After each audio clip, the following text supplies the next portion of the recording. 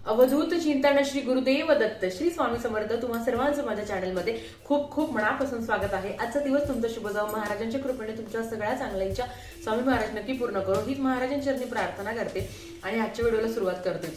तर आपल्याला माहिती आहे की उद्या आहे गुरुवार, नवीन वर्षाचा उद्या पहिला गुरुवार आहे। आपण सगळे स्वामी भक्त जमेल तेवढी महाराजांची सेवा करत असतो।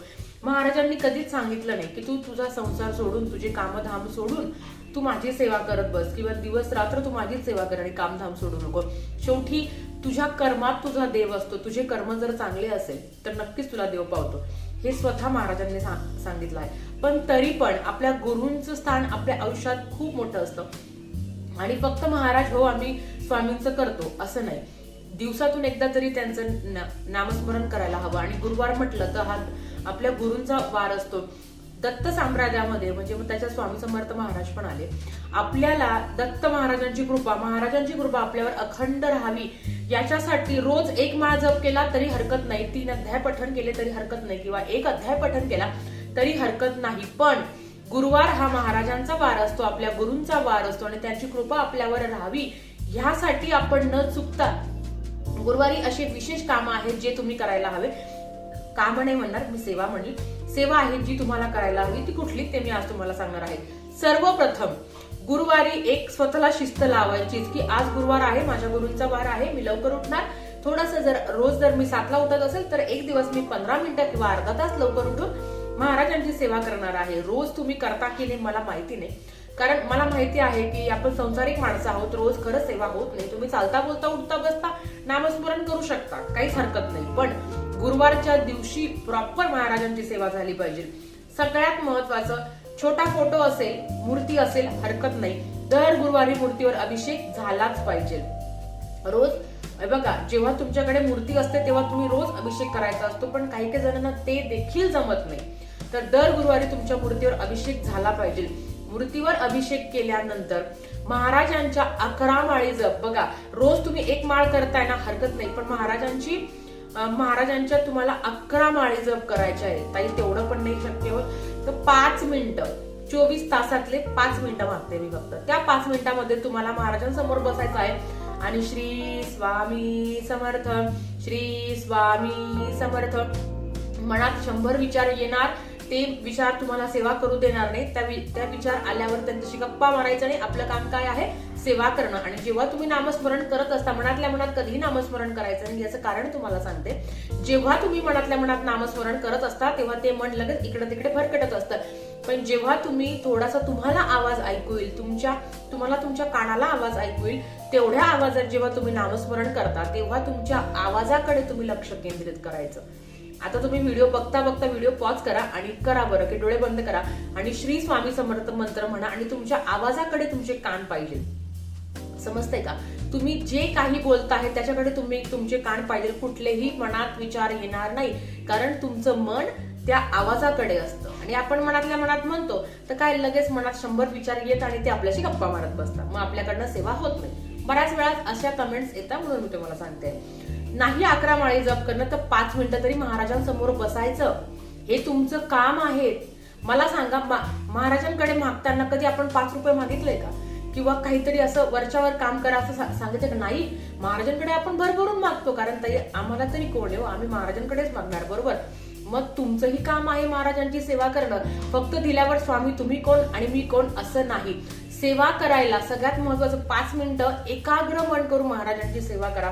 तुम्ही ट्रॅव्हलिंग करता आहे, ट्रेन मध्ये आहात, बस मध्ये आहात, कुठेही असाल, तारक मंत्र तुम्ही श्रवण करू शकता किंवा तुम्ही म्हणता चालता बोलता तुम्ही तारक मंत्र म्हणू शकता। बघा तारक मंत्र म्हटल्याने काय होईल, तारक मंत्र म्हटल्याने आपल्या अंगामध्ये ना एक शक्ती संचारते आणि ती शक्ती अशी असते ना, ती कुठून येते माहिती नाही। बघा तारक मंत्र म्हटल्यावर लगेच महाराज काही वरतून खाली येणार नाहीये, पण तुमच्यातली आत्मशक्ती, तुमच्यातला आत्मविश्वास आणि तुमच्यातली पॉझिटिव्हिटी इतकी वाढते ना की असं वाटतं चला आता किती दुःख आले ना स्वामी माझ्या सोबत आहे। कारण आपण नेहमी म्हणत असतो की खरा होई जागा श्रद्धेसहित, कसा होशी त्या विनती तू स्वामी भक्त, कितीदा दिला बोल त्यांनीच हात, नको डगमगू स्वामी देतील साथ। जेव्हा हे वाक्य आपण उच्चारत असतो तेव्हा मनात अरे हो महाराज आहे, मला डगमगून जायचं नाही, स्वामी माझ्या सोबत आहे, ही पॉझिटिव्हिटी येते। बघा, सेवा करून काय मिळणार आहे तर तुम्हाला सांगते, तुमच्यातली पॉझिटिव्हिटी, तुमच्यातली सकारात्मकता इतकी वाढते की आलेल्या संकटांना तुम्ही फेस करू शकता, तुम्ही त्याचा सामना करू शकता.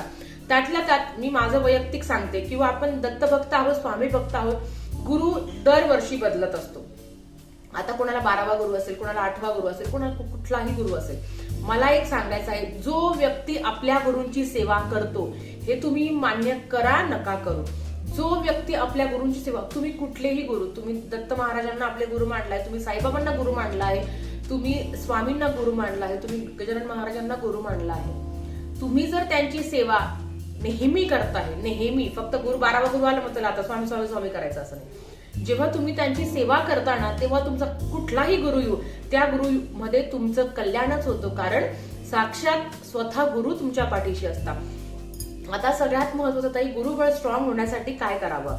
महाराजांची एक माळ 5 वेळा 5 मिनिटांपासून महाराजांचा मंत्र उच्चार करायचा आहे, किंवा 11 माळी जप करायचा आहे, तारक मंत्र चालता बोलता श्रवण करायचं आहे, किंवा महाराजांच्या समोर बसून हळू स्वरात तुम्हाला तारक मंत्र म्हणायचा आहे. स्वामी चरित्र सारामृत महिलांना मी तुम्हाला सांगते, ज्या गृहिणी आहे माझ्यासारख्या, 3 अध्याय तुम्ही रोज पठण करत नसेल शक्य होत तर स्वामी चरित्र सारामृताचं पुस्तक एवढंच आहे हो, 1 तास लागतो फक्त वाचायला. युट्यूबला लावून द्यायचं, जर वाचायला अडचण असेल तर आम्हाला लिहिता वाचता येत नाही, तुम्ही श्रवण करू शकता. स्वामी चरित्र सारामृत आयुष्यात कल्याण करता, खूप अनुभव आहे, लवकरच तुमच्यासोबत मी शेअर करेन. हे झाल्यानंतर गुरुचरित्राचा 14वा अध्याय आणि 18वा अध्याय, हे 2 अध्याय तुम्ही दर गुरुवारी तरी पठण करायला हवे. रोज करत आहात काही हरकत नाही, रोज करा. पण बऱ्याच घरात मांसाहार केला जातो, महिलांची इच्छा असो किंवा नसो त्या घरात तिचं काही चालत नाही. आपण खूप सांगतो की तुम्ही मांसाहार करू नका, पण ती बिचारीची मजबुरी असते, त्यांना करू द्या, तिकडे काय आपल्याला त्यांच्याबद्दल बोलायचं नाही. फक्त महिलांना मी तुम्हाला सांगेल, रोज गुरुचरित्राचा 14वा अध्याय नक्की आणि जरूर वाचावा.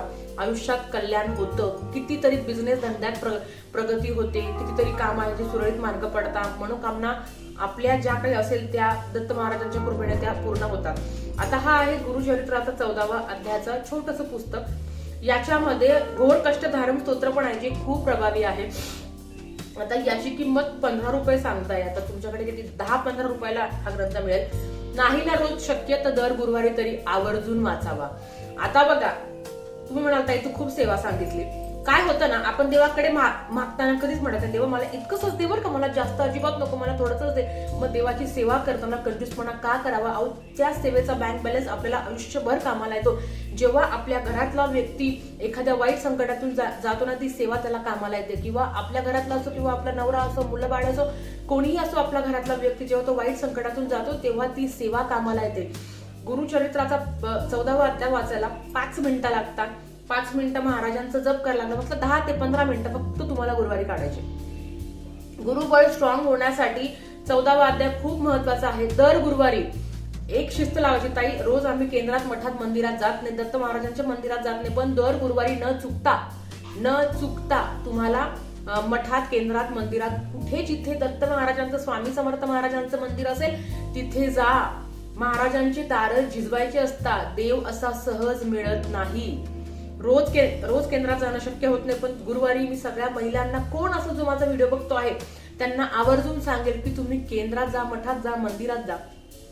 तिथलं जे झाड असतं औदुंबराचं, तिथे प्रदक्षिणा मारा. औदुंबरा झाडाच्या प्रदक्षिणा मारल्याने देखील खूप सगळे फायदे आहेत. ह्या तुम्हाला गोष्टी का सांगता आहे, आपल्याला रोज जमत नाही, पण गुरुवारी तरी आपण आपल्या गुरुची विधिवत अशी पूजा करायला हवी. रोज आरती करायला जमत नाही महाराजांची, हरकत नाही, पण गुरुवारी तरी आरती करा. दत्त महाराजांची करा, स्वामी समर्थ महाराजांची करा, जी तुम्हाला येते आहे ती करा. मी ज्या आरती करते त्याच तुम्ही करायच्या असं नाही. आरती म्हणजे काय की आतर्क्यतेने आपण महाराजांना हाक मारतो, कुठलीही करा पण महाराजांची आरती करा. दर गुरुवारी खडी साखरेचा तरी नैवेद्य महाराजांना ठेवा. रोज आपण खातो, खरं तर रोज आपण जे काही खातो, जे काही घरात आणतो त्याचा नैवेद्य महाराजांना ठेवायला पाहिजे असतो, पण दर गुरुवारी तरी ठेवा. दत्त महाराजांच्या मंदिरात जाऊन तुम्ही दर गुरुवारी फुटाणे आणि गुळ तुम्ही अर्पण करावं. पिवळं एखादं वस्त्र तुम्ही गरिबाला अर्पण करा, किंवा तुम्ही पिवळं दान करा. मग ते केळी असो, वडापाव असो. बघा, जेव्हा तुम्ही मंदिरात जाता तेव्हा अर्धा डझन केळी, 3 केळी, 5 केळी, 7 केळी, 9 केळी, तुमची जेवढी इच्छा असेल, जेवढी इच्छाशक्ती असेल जेवढी यथाशक्ती तुम्हाला जेवढं काही असेल तुमचं बजेट, तेव्हा तुम्ही ती केळी घेऊन जा, दान करा. जेव्हा तुम्ही बघा, गुरुला पण पिवळा कलर आवडतो, तुम्ही जर असं काही पिवळं दान केलं तर नक्कीच तुमचा गुरुबळ स्ट्रॉंग होईल. आणि ह्या सेवा फक्त तुम्ही करून तर बघा, तुम्ही बघा किती फरक पडतोय. 1 महिना मी तुम्हाला सांगते, 1 महिन्यात 4 गुरुवार असता, तुम्ही फक्त 5 ते 7 गुरुवार हा प्रयत्न करा, तुम्हाला नाही फरक पडला तर काय. सेवा करायला महत्व आहे. महाराजांनी सांगितलं नाही की तुम्हाला की बाबा तू दिवसभर सेवा कर, शेवटी तुमचे कर्म, तुमच्या कर्मानुसार देव तुम्हाला फळ मिळत असतो. काही लोक खूप स्वामी स्वामी स्वामी करतात, बाबा बाबा बाबा करतात आणि त्यांच्या मनात कपट असतं, त्यांच्या मनात खूप पाप असतं. अशांना कुठलाही देव कधीही पावत नाही. म्हणून तुमचं मन स्वच्छ असणं तेवढंच महत्वाचं आहे. त्याच्यावरच तुम्हाला तुमच्या कर्माची फळं मिळत असतात. तर अतिशय छोट्याशा माहितीसोबत झालेली सेवा महाराजांच्या चरणी मी रुजू करते आणि आजचा व्हिडिओ इथेच थांबवते. आवडला असेल तर लाईक करा, शेअर करा आणि सबस्क्राईब करा. भेटूया परत अशाच एका नवीन व्हिडिओ सोबत. श्री स्वामी समर्थ.